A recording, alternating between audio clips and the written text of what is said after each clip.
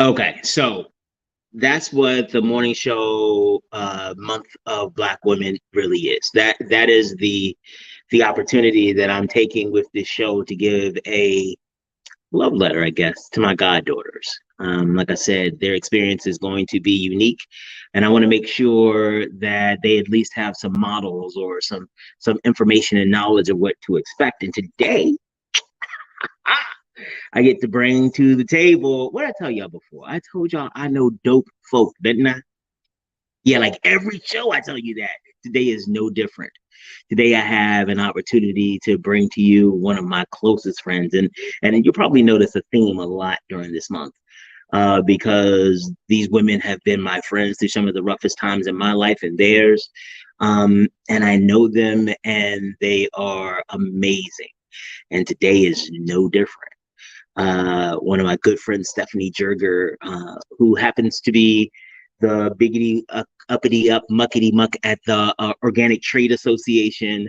But what's more important to me is that she is the person that has supported dozens of organizations throughout North America, real talk, and helping them build bridges. She's been working with people for Black organic engagement and Black urban farming. Um, she's been feeding the homeless under bridges, like literally under bridges, going to feed the homeless. So I get an opportunity to introduce you to my friend. Hey, Stephanie, how you doing? There you go. Yay, Stephanie. Hello, William. How are you doing? I am very well. I'm so honored to be on your show. Oh, absolutely. You know, it's only a matter of time. I It hell, was. It was. I knew yeah, it was coming. I was yeah, ready. it was coming. But I can't think of a better way to introduce you to the audience than through our month of Black women. We're gonna start it off like we start everybody's interview off this month. If an alien came to you, I didn't say alien to Kiara, but you get alien now because I'm more mature. I've done this longer. So if an alien showed up and said, "Hey, you're one of those Black women I've been hearing about. What is that about? What is that like to be a Black woman?" Because they don't really know what that's Black women is thing. So they don't know. So they want you to explain it to them. What would you tell them? Uh, well, hello, Mr. Alien. Um, Being a Black woman is being a walking contradiction. Um, Hmm. we are the flower and the thorn. We are, the enemy of the state and its savior. Hmm. Constantly having to be both the scapegoat and and the reason to uplift anything, and we literally carry the endeavors and the benefit and the good of others on our backs all the time. There is a very old saying in the South: when in doubt, follow Black women, because Hmm. Wow. we take everyone with us, but we're constantly Hmm. behind. So that's what it feels like being a Black. That's what it's like. Okay, wow. That's that okay. I was not anticipating that. So okay, I'm scrambling a little bit. So tell me about those roles that it sounds like you find yourself in, where on the one hand you are, hey, I need you to come and do this and make it okay, and at the same time, like, how did you miss that one thing? You suck. You aren't worthy of this job. How do you navigate that kind of space? Um, Unfortunately, as a Black woman, you get used to it out in the Mm, out in the world. But when Black women gather together, it's a safe space for us. So we find each other to lift each other up. It's not at all something odd for Black women to be out in public spaces and to just publicly praise each other for their outfit, their hair, their anything, because we all know that we all need it. So it's a common practice, and that's kind of, I think, where we find our strength. There's always the group and the nestling into Black men who comfort us and hmm offer us, but that's not always the case. We do really tend to lend that help to each other, uh, hmm in spite of whatever angry Black woman depiction there is. it's not the actual, you know, case. In most cases, we're pretty uplifting of each other. And so I think that is really what helps sustain us. We've built a network of our own, a sisterhood of our own. It is sometimes even unspoken. It is not, there's nothing, you know, there's nothing like being the only other Black woman in a place and being and having a nod and knowing that now, you know, we're in this room together. It feels very, very comforting in those spaces when we find each other, when we see each other. And I think that's how we navigate it. I think we understand what it's going to be, how we're depicted in the larger world, and we figure out a way to navigate it, and usually to our benefit. Because we truly can go places that Black men cannot go, because even though we're angry, they're still more terrified of Black men for whatever reason. So when we go, again, we take Black men with us. Okay. So it sounds like a lot of the role and the definition for you of being a Black woman, being a Black woman, is the service that you provide to others. Because I've noticed during this entire time you've been talking about what it's like to be a Black woman and how you navigate these spaces. Very seldom have you mentioned anything about you. It has always been about the nature of the relationship or the nature of the engagement or the responsibility you have. Talk a little bit about that. That's kind of the ism, the chasm that Black women find themselves in. We have to shapeshift all the time because we have to constantly be something to someone else at all times. And we do find ourselves falling short of being something to ourselves a lot. So again, it's really good for us to lift each other up in those spaces so that we can remind each other that we can take a break, we can take a rest, because, you know, no matter how much corporate America or, you know, society says bring your whole self, they do not want please add family and intimate relationship partners. Yeah, everyone. We're going to talk about it. Oh, so okay, so the rule on the show is different than our rule as friends, because on the show, we don't keep it 100 here. We keep it 85. 15% they don't need to know about. So, but we do talk about real stuff, because these are things that you know, my goddaughters are going to face. Now, I've heard a lot of Black women in situations where I have one friend who's like, well, I got to do this, I got to do that. And I was like, why? Well, because my kids need this or that. And I'm like, yeah, but they knew it. They engaged in this behavior. These are the consequences. But somehow the expectation is still that you're going to come and find a way to magically clean it up. I mean, I know that you have worked with enough people, and I have seen this, not necessarily in your family, but I have seen this in the community. I've seen this where they're like, oh, Stephanie, yeah, blah, blah, blah. She's so right. She's so smart. We're not going to listen to her. But Stephanie, could you do me a favor? Oh, man, I remember you told me that, but I forgot. So can you help me now that I've made a mess of this whole thing, clean it up and make it. And then if you don't clean it up well, it's like, oh, wow. Thanks, Stephanie. You couldn't get it all the way right. So, but how does that work? Like, why? Because from a guy's perspective, it's like, oh, to hell if you did. Like, congratulations, you want something. You're not going to get it. Amen. Move on. But that's not what my female friends say. They have to. Well, who I have to? It's my family. It's my children. It's my mother. It's my husband. Like, how do you navigate that? Yeah, it doesn't work. And it takes a lot of just self-evaluation to be able to detach from that requirement for yourself. I have found it a little easier than a lot of other Black women, because I can say, you know, your you know, lack of planning is not my problem in the most polite way. And I certainly try to prepare people as best I can, but I have, you know, decided to not waste energy and time on people who will not listen or will not comply based on experience. But that takes a lot of learning. It takes a lot of evaluation. That is like practiced behavior, intentional behavior, because Black women do not do that easily. That is for sure. So let's talk about how you develop these kind of boundaries. Amma Brown, she was on the show a few weeks ago, and one of the things she said, which I thought was magical, she was like, boundaries are sacred, and they have to be treated as sacred. And she says, like, in the example she used was like, if you take a cell, it has a cell wall, it's a boundary. The more stuff that can just move in and out of the cell wall, the quicker the cell is likely to die. And when she said that, I was like, so you can check the tape. I told her I was going to be using it again on the show, and she said it was okay. So I don't want nobody to be like, you copyright infringing, blah blah blah. But I appreciate the fact that you said that the boundaries and the ability to manage those boundaries was something that was learned. So can we talk real quick about one, was it incremental or was it one day you just like, ah, damn it? And two, how did that learning process go? Because it's just like, I'm assuming it's like algebra. First day they tell you X and Y, you're not doing like calculus. It's like you got to keep playing with it a little bit to figure out what to add to both sides. Yeah, I can only speak for me, but I will say I have been I guess a problematic Black woman, Black girl my whole life. Mm-hmm. I have drawn those boundaries very early, not understanding that I was drawing boundaries.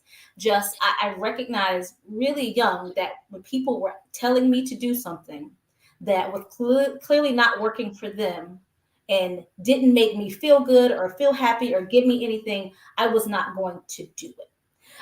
Again, that makes you a black sheep, makes you an outcast. It makes you disrespectful. I grew up in the South.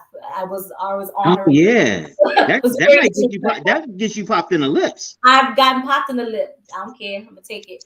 I'm not doing it. Like that, but that was learned. And the older I got, the more I trusted my own instinct and myself. I think Mm. that is something that Black girls, I mean, I'll start with young girls, they're taught a lot to not trust themselves.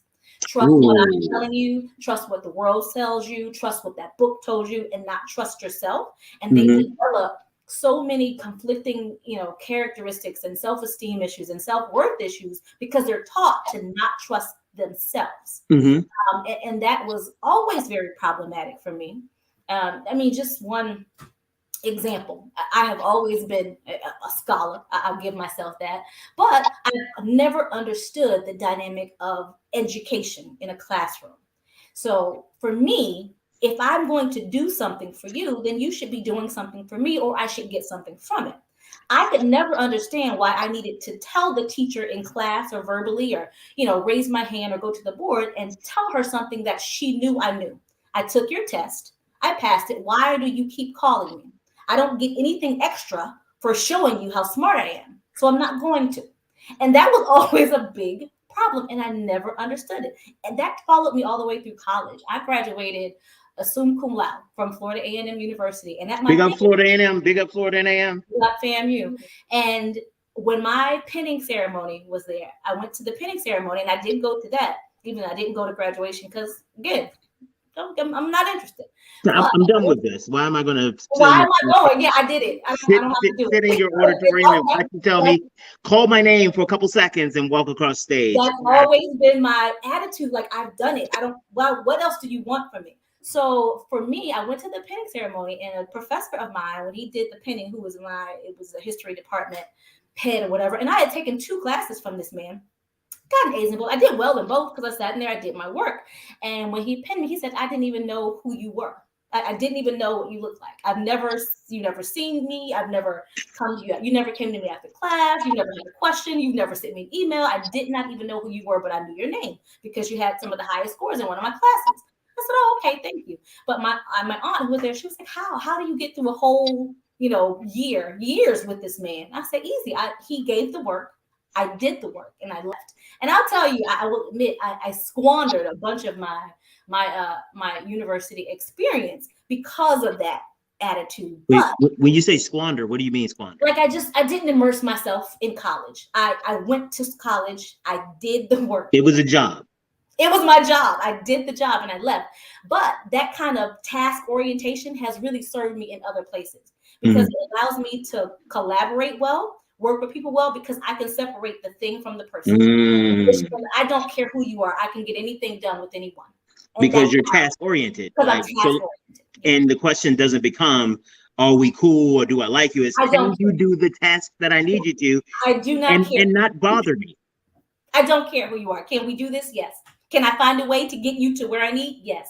Can I get to a deal? As part of my lobbying and negotiation skills, I can get to a medium. I can get to an agreement. I don't care who you are. And so that's one of the things that I think has served me well. So for me, it started very early, but I did not understand what I was training myself to do until, I got older and realized, you know what, I am doing this the right way, just because I found myself not as guilt tripped by, not going home as often to my family. I'm like, I don't have money to continue to come home to you all. I'm in Baltimore, you all are in Florida. I'm not coming. Like, I don't feel that at all. Like, I'm making better decisions for myself. And I found that when you make better decisions for yourself, some people don't like it. Your family, your friends, your spouses, your employers. But I usually do that. And I think, again, that's just something that was innate, but I trained it better so that it paid off more. But Black girls are not taught that. They are taught to trust other people and not themselves. And I'll say, when you're a young girl, especially for me in the South in the 80s or when I was growing up, it always felt to me like that pressure and that, kind of devaluing of my own thoughts and my own processes were put upon me by Black women. Again, a walking contradiction. It was a constant thing. So one of the things that I have a working theory, not about Black people in general. Mm-hmm. And the working theory is that many of the things that we have taught have been taught because they actually work for survival. They not actually thriving. Do. Can't thrive in survival mode. And so, like, I remember, and I told the story to the audience a few times, when I got into law school, I called my mom and was like, hey, got into law school. And she was like, that is awesome. But what you might want to think about is getting a job at the Washington Suburban Sanitation Commission as a supervisor, because your aunt works there and she can get you a job, work there for a couple of years, get your benefits, because you have a family now and you have to make sure that you have stability. Now, there's nothing that I think that my mother thinks that I am anything less than the smartest person that she's met. And she's right, except for, my ex-wife and my youngest son. But aside from them, I am the smartest person. And that's for LJ too. Okay. All right. We depending on the subject, we might switch third and fourth place, but there's a couple of them are coming third. But the sorry, I get excited about that. What was I saying again? I don't know. Diddy's pretty exciting, so I get it. You were talking about how your mom wanted you to get a sanitation job.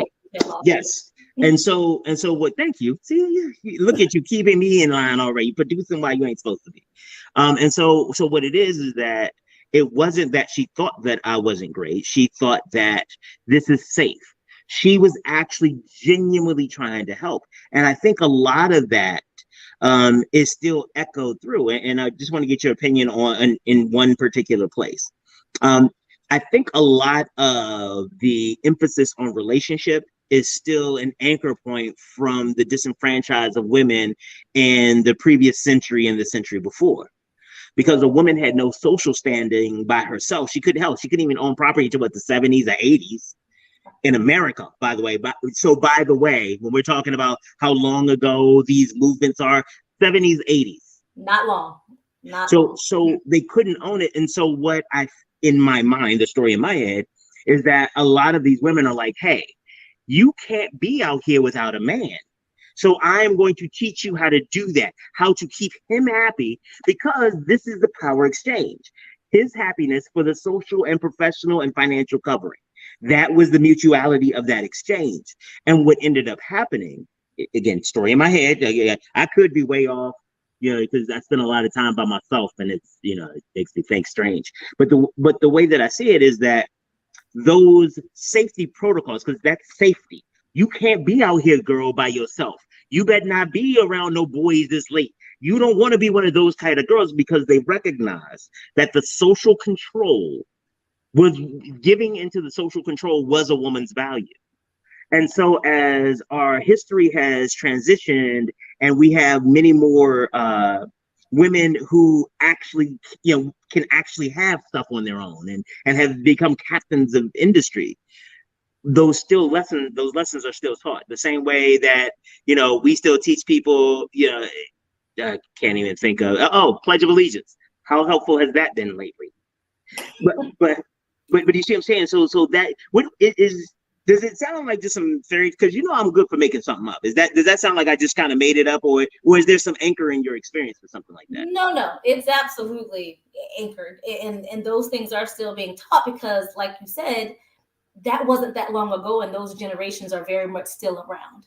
So that idea has not gone very, very far.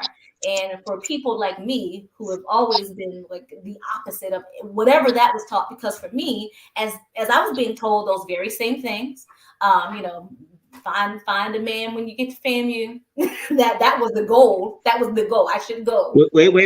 So we gonna draw some lines right here, because see, this is the cool part about me knowing some of the other story. Okay, so if I remember the story correctly, while you did have that pressure to find a man and all of those things, if I remember, you had a very strong, like, girl, you don't need no man in some of the women who are closest to you. Or am I mixing your story up with somebody else? No, I did. I had that.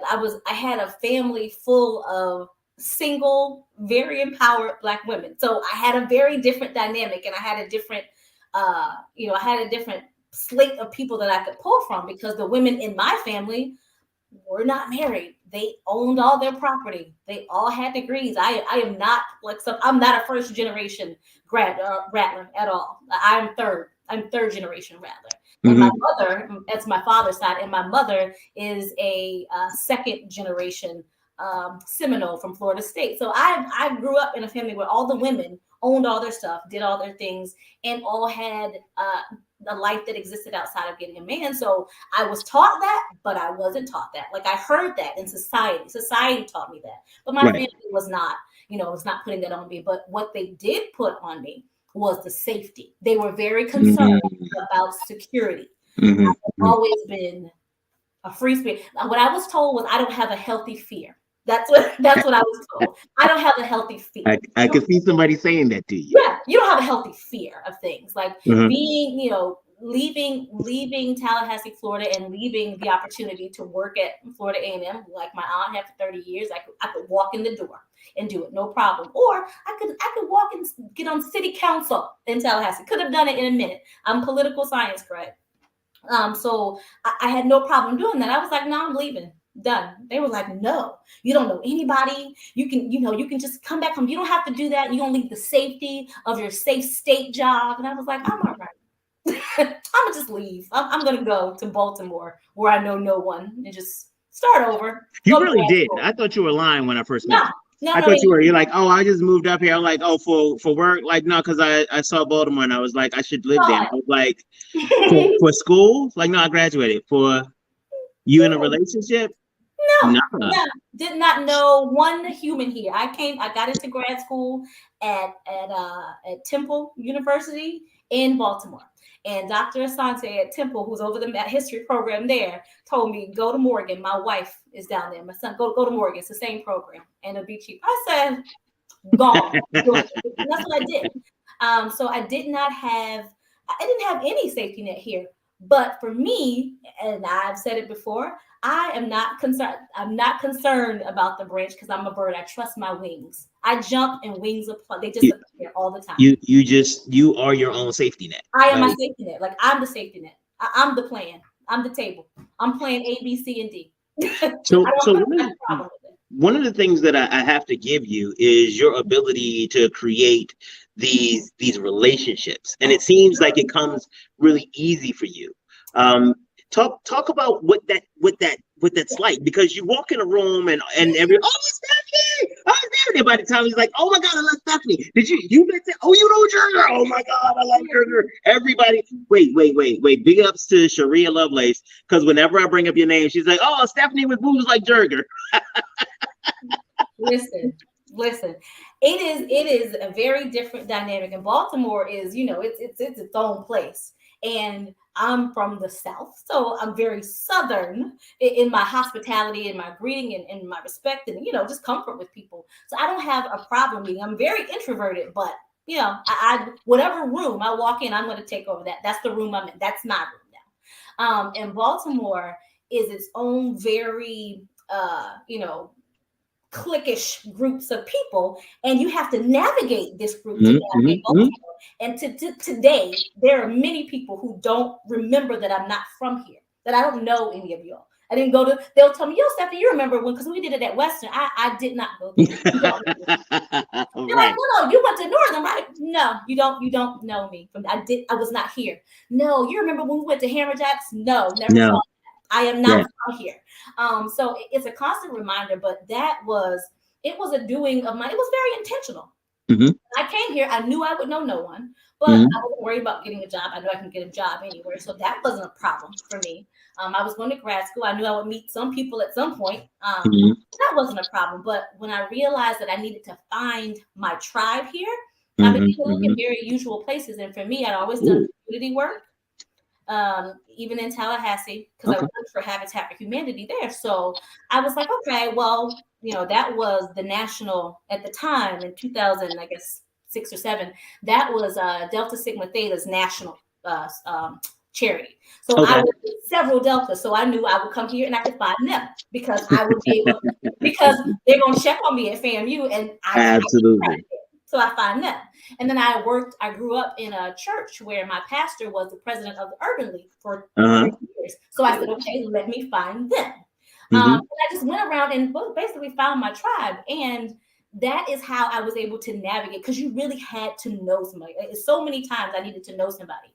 And I'll tell you, the first person that I was able to really start to find was Brian Oles. From Brian Oles, big up Brian Oles. Brian Oles he was at Morgan. He was going to Morgan. Mm-hmm. I didn't know him, but he came up as a suggestion on Facebook for me. Yeah. Just because he was at Morgan. And I didn't know anyone else in Baltimore. So I followed him.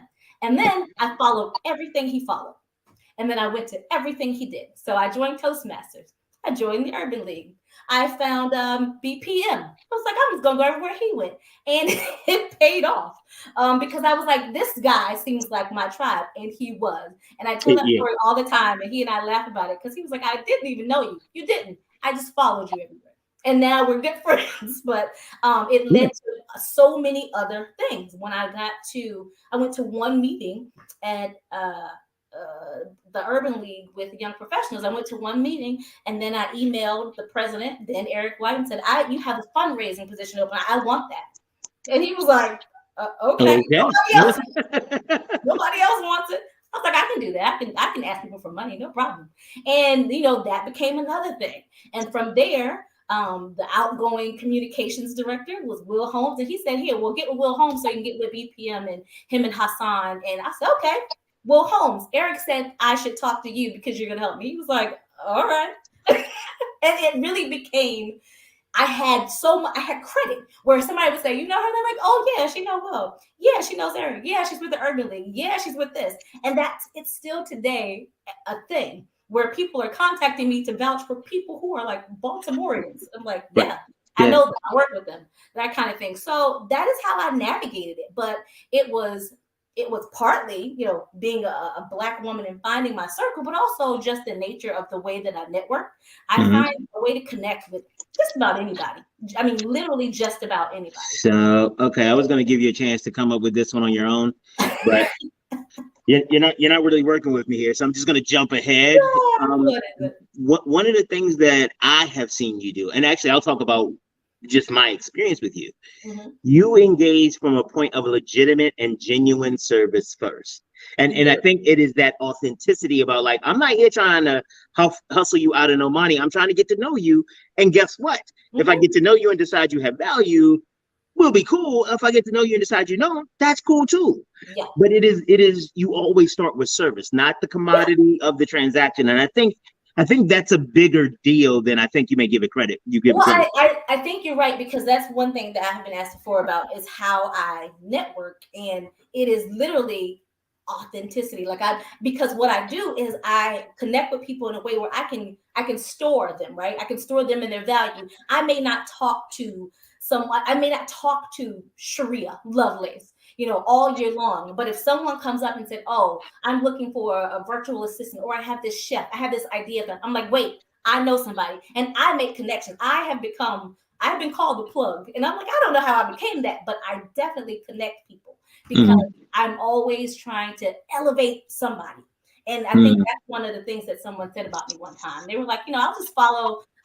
If Stephanie's doing it, I'll do it. Because if I'm not going to get something good from it, I'm going to meet something good, someone good from it. So it's going to be something good. And I think that's kind of how I tend to You know, I do that. That's how I serve. Like, I'm not going to do something that is adverse. I'm not going to bring anybody else with me if I do. So that's just not going to be the case. If I bring you along, it is because it is for some good, some service, some purpose, some elevation of yourself. And I'm always happy to elevate other people constantly.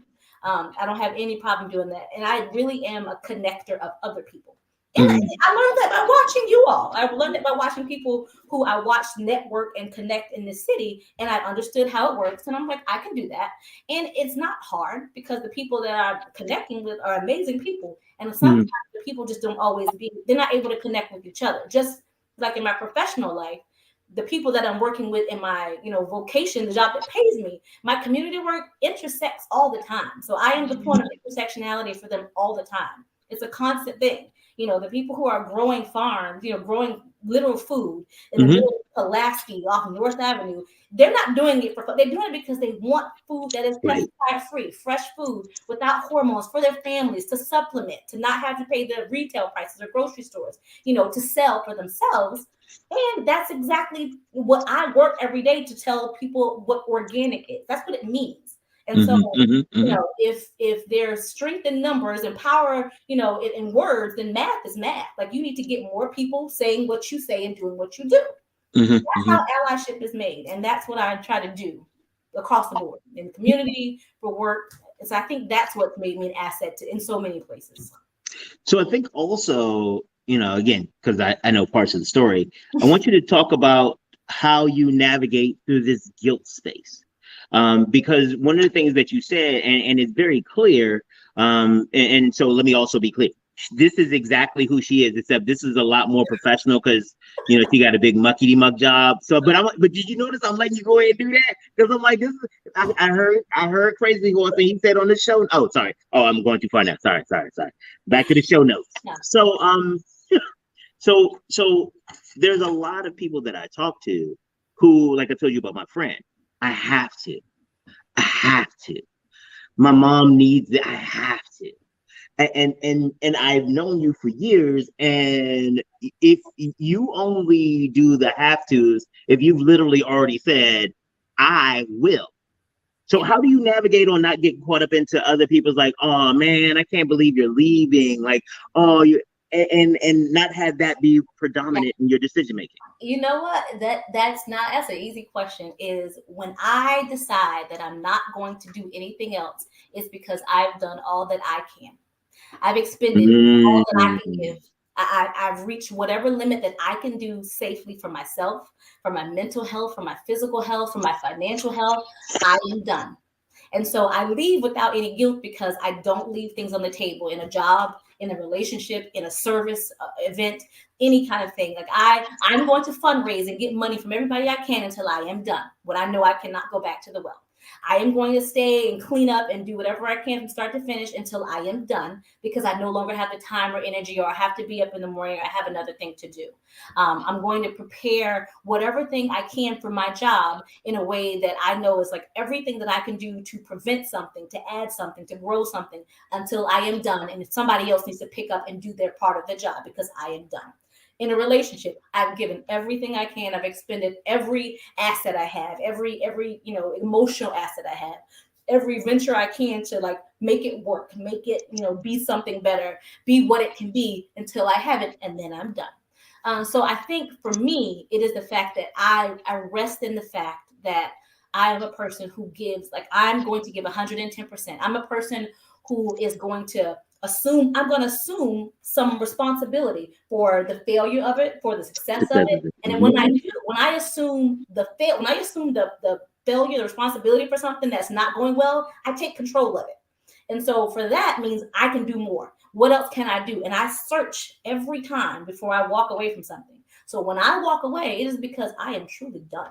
I've done what I can do. And I've drawn this line. I draw a line in the sand really quickly, just because I know that's not true. That's not true. Not true. You do not draw a line in the sand quickly. You draw lines in concrete because again, a wave will come through, or you could change that. But once I have seen you, so like I don't want you to dissuade you. I don't want you to disillusion these people and think they might be chances because it's in sand. Okay, this is granite. It's how it's gonna be. When I say I'm done, Yes. But that's the thing. Like it sounds like one of the biggest things. So on the networking and developing your tribe, it is really authentically leading with, I want to help people. I want to serve. I'm going to do that. And if I meet y'all along the way, cool. Exactly. And if I don't, cool. But on the other side about these boundaries, though, yeah. The thing that, again, I keep forgetting, you don't realize how brilliant you are. You start with what's healthy for you. But I think that is, and specifically for my girls, like I want them to really understand that the reason that you're able to say I've given enough is because you've identified what resources you need for you first. I have to give. No. What resources you need for you first, then you inventory, because I've seen you do this. Then you inventory what you have to give and say, this is for you. When you finish with this, we're done, but you're not getting in a mind. And that, I think, is one of the ways that I've seen you engage that really changes the dynamic, which is different from a lot of people. Because a lot of people, they don't reserve for them first. And so what they can give, they don't know how much they need. So they just, and like my friend, she ends up giving everything out. And they take leftovers for themselves. No, they don't. And one of the things that I will say, and this is one of the primary reasons that I wanted to do this, is watching many of my friends try to be superwoman for everybody, and end up like one of them. She had to do something for her son, and he was dragging on and blah blah blah and did all this, and then when it came to it, he got some money, and she like when I tell you she covered a lot of his stuff, he got some money from like some tax or whatever, and like went out and blew it and blah, blah, blah, and like literally knew that she had sacrificed to get him to where he was. Mm-hmm. But one of the things that I say in many of those situations is that the only thing, because you didn't reserve for yourself first or identify what your needs are, the only thing that I have seen many Black women absolutely clear on that they are able to meet somebody else's needs. And in a lot of those times, there's nobody else offering reciprocity. It is this idea, if I give you enough, then I'll be worthy of you giving me back, because everybody has already told me that I'm not. Yeah. So I realized that wasn't like an actual question, it's just me talking, but tell me what you think. Well, that's the thing, is like they've heard that and they've listened to it, and it is a prevailing out here in the world, in the ethers, in every space, is that they're being told they're not enough, you don't know enough, let me tell you what to do, let me tell you what to give, you need to be this to your family, this to your whatever, this to your spouse, this to your job, and it's just not true. And there is a way that you can take for yourself first. You can decide how much you're going to give to everybody else and be okay with it. Because you, in fact, cannot do anything for anybody if you have nothing to give. I want to be able to give to people. I want to be able to give, to service, to the community, to my friends, to my family, to my job. But I have to have enough to keep going. So I make that measurement first. Like, what do I need to keep going? And it has to come from me, because I can't depend on anybody else to provide that. And it's honestly not fair. I love you so much. This is why I love you so much. Because I literally just wrote down the opinions of others. I was like, we're going to get to that. But then you was like, I see what he's writing. I'm going to just go ahead and jump ahead. So, but that's what I think one of the differences with you is that for a lot of people, they are, if we look at it, because I love metaphors. So let's use finance as a metaphor.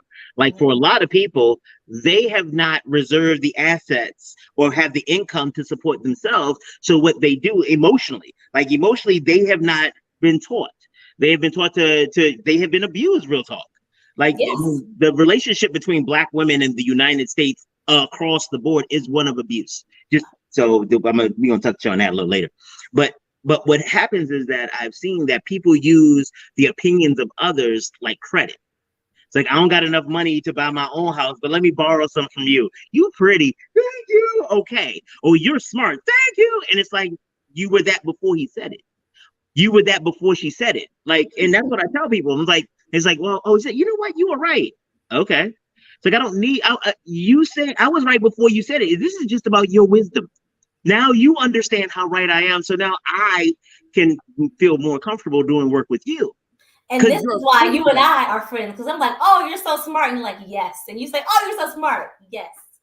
Yeah. That is the answer. Yes. Right. But watch what happens. And I've had this happen with Black women as well, where they'll say, oh my God, you're so smart. And I go, yeah, I am. And they go like, yeah, you all like.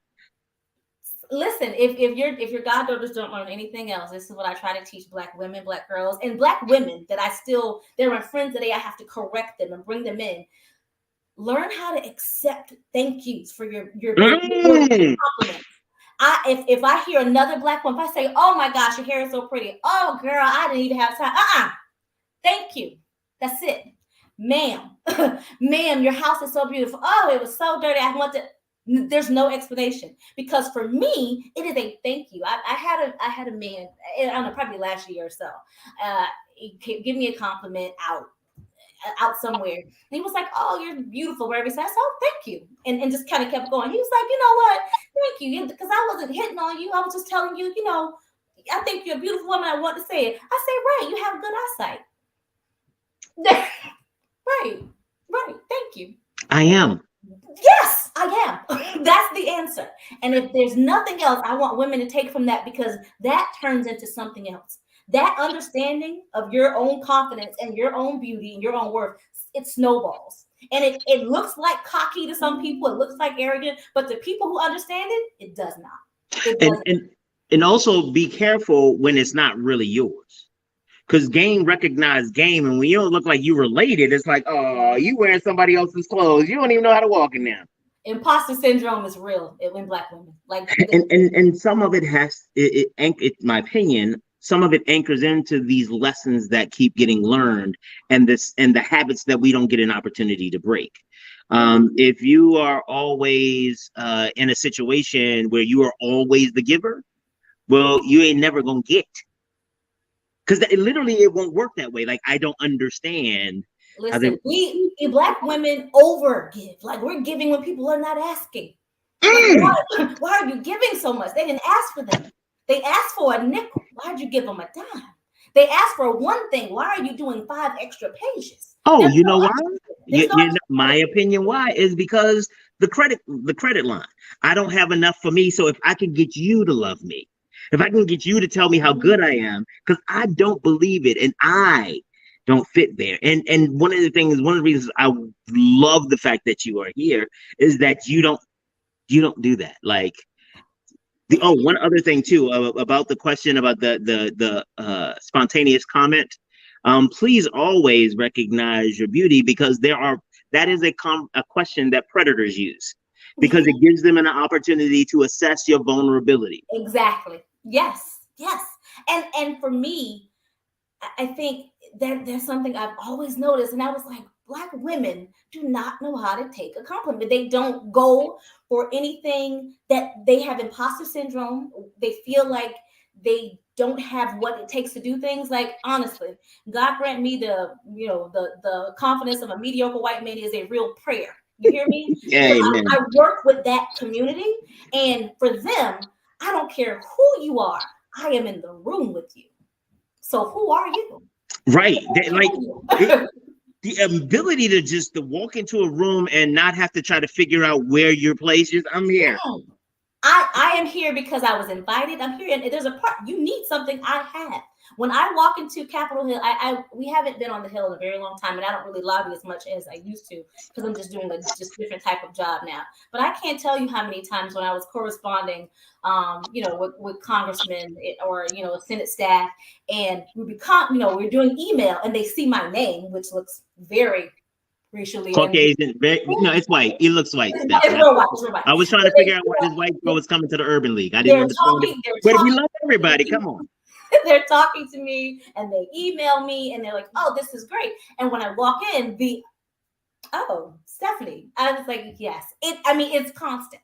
It is a constant thing, and for me, it became very obvious. And I had, many conversations with your sister and my delegate for the state of Maryland, because we were all on the Hill at the same time back in like 2014 and 15, and it was constant. Because we all have very, very white names, even French names.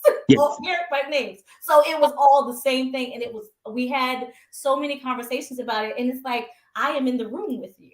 So there is no looking down on me, because I am here because you need what I have.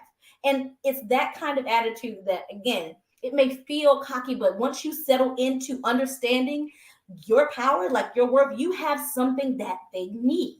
For me, it's been so many times, and I tell you, there are times when I just apply for fun for things. I was almost the city manager of Madison, Wisconsin. I kid you not. I kid you not. Because sometimes I just test my own worth out in the world. So I just apply for jobs. I keep my skills sharp. And it's something that just Black women just don't do. Every time I say it to Black women, they're like, what? You too? I'm like, what? I just update my resume. I go find, some description, update it, and I just apply for something, knowing I may meet 40% of the skills. Don't matter to me. And I cannot tell you how many times I've had to decline jobs that I had no intention of taking, but I wanted to test it. And anytime I don't care if there are 7 requirements, I tell Black women all the time, if you meet 3, let them tell you no. You have to tell me no. So one of the things that I have seen, and I know, this is the other problem with talking to you. You one of them people that we get talking and it's like, tomorrow. I remember looking at my one period of time, I was looking through my phone log and the amount of hours that you and I spent on the phone. I was like, that's it was necessary. That was a check-in. It was like, no, this is but that's what I want to talk about is some of this stuff. Every time you're talking about your engagement in these challenges, one of the unique features to each one is that there's a tribe of women around you. You have found your tribe. You're talking about the challenges on the hill. Boom. These other 2 women, we was there holding each other down. About stuff in FAM, stuff in the Urban League, even the way you show up and engage in the streets. It really is about having genuine and authentic relationships with people. And so the I would say the last thing I'm lying. If we, because when my shows go viral, when I become a megastar, people can come back to this episode and go okay, this is about Black women. Let me learn something. And this Jerger woman, he had a gay. Jerger. Had a gay. That was Stephanie had a gay. So when they're coming to look, because we already talked to the aliens, and now they're like, okay, so you explained this whole Black woman thing for a while, and now what can we do to help ease the engagement for Black women? Because the rest of us are not Black women. No. The rest of us, we have no idea what it is like. Sadly, many of us think we do. And there are some of us who want to help. But I also know that sometimes good-meaning folks end up messing things up worse. So give us some guidance. What can we do to from your perspective, to help Black women? You know what? You can do the thing that you and I have said a million times about anybody who says, I want to help your group. Listen to them. Don't come to save us with what you think we need. Listen to Black women. Black women are, the mortality rate for pregnancy in hospital is high, in resignations, in fire, and an unemployment gap, the wealth gap, because no one is listening to the fact that this is happening. No matter how much the data says, no one listens to the fact that we're telling you these things, and we have for years. Luckily, data is coming around now and people are paying a little bit more attention, but we've been saying it for years. Don't tell us this is not happening, because it is happening. Don't tell us that we're not being ignored and not being protected, because Black women are being shot in the streets, in their homes, and there's no justice. It's happening. Yes. Listen to us when we tell you what we need, because we're in it. We are there. And don't get so bogged down in the cultural passions of women, where that anytime our voice escalates to this level, we're angry. It is simple passion, because no one does that when Nancy Pelosi does it. No one does it. No, it's passion then. But for us, or all of Trump, any part of that, and any white man, period. But listen to us when we tell you we need safe spaces, because we feel like we don't. And I'm telling you, that's why, again, we create them for each other, because we understand people are not going to listen to us. We're going to be the subject of, even if we're the victim, we're going to be the criminal. Even if we're, the protagonist, we're gonna be the antagonist. And it's that walking contradiction, and it's how we've learned to function in the world. But if people truly want to help, then you listen to us. Don't try to group us together with all women, all people of color, because we're not. It's not the same.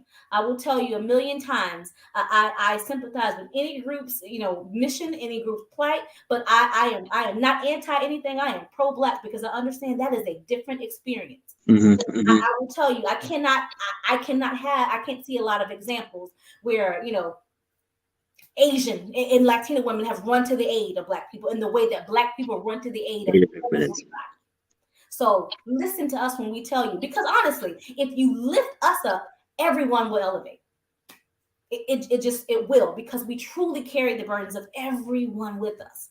But no one seems to listen to what our plight is. So that would be my advice. Just listen to what we say.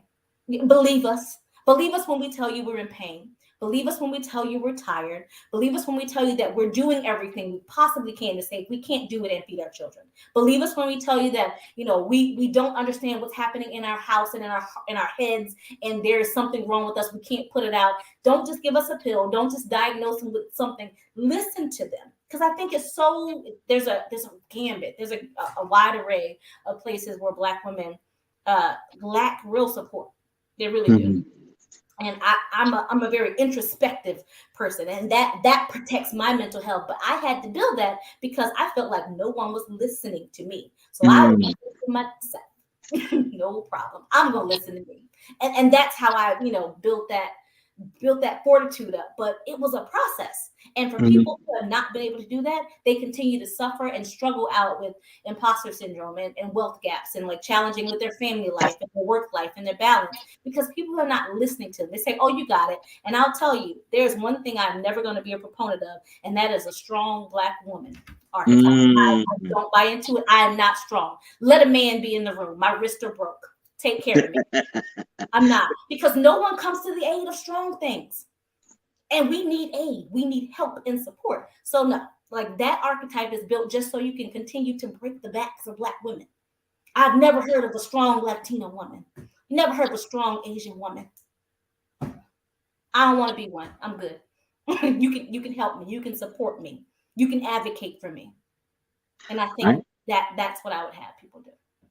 That was about as mic drop as we can get. I ain't even got nothing to add on that. Like, it's my whole show, and I'm like, all right, then it's time to wrap this joint up. But I am grateful to you as always for coming and sharing this with everyone. So if they want to develop natural and genuine relationships with Stephanie Jerger, how can they reach you? How can they contact you? They can always reach me at my work email. I am always available. That is sjerger, Jerger, at OTA.com. And I can formulate any kind of community contacts from that as well. Again, I'm working on several. I've honestly become the voice for racial equity in organic agriculture, because I am the only Black executive. I'm the only Black person leading all the Jedi movements. There's several, but I'm the only Black person doing it. I'm actually on a panel in LA next week on the human and planetary benefits of diversifying organic, and also doing some prospecting out there.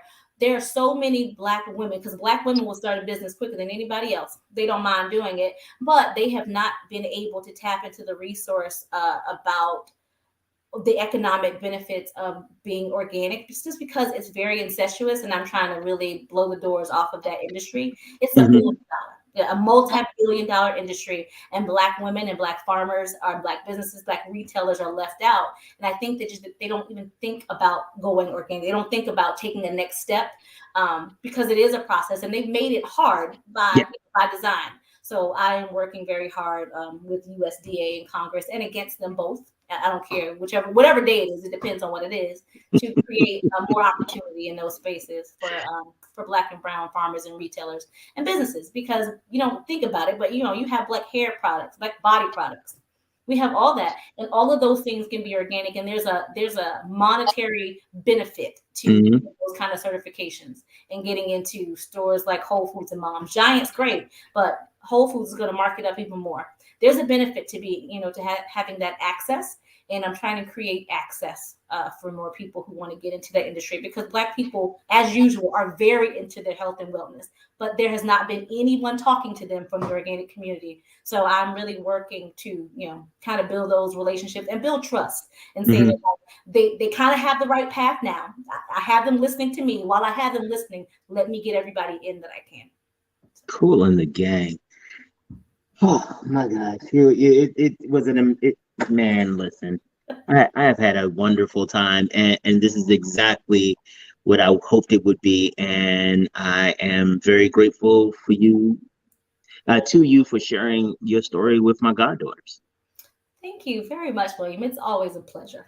It always is. And you know what? I really do appreciate your professional voice. Like I have, it's been a long time since we've actually been someplace and you've used that the whole time. I'm like, wow, Listen, this is soothing. I have to be on. Yeah, this is it. Cause like, I remember like, this is really soothing. It makes me like, the whole time I'm like, oh, I'm calm now. Like, this is odd. Ah, it's the soothing voice. Okay, I get it. All right, love. I will talk to you soon. All right. Bye. Bye. Of course, we had a wonderful time talking to one of my best friends, Stephanie Jerger.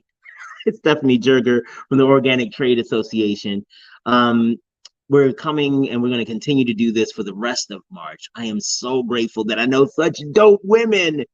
And we will be Black next week.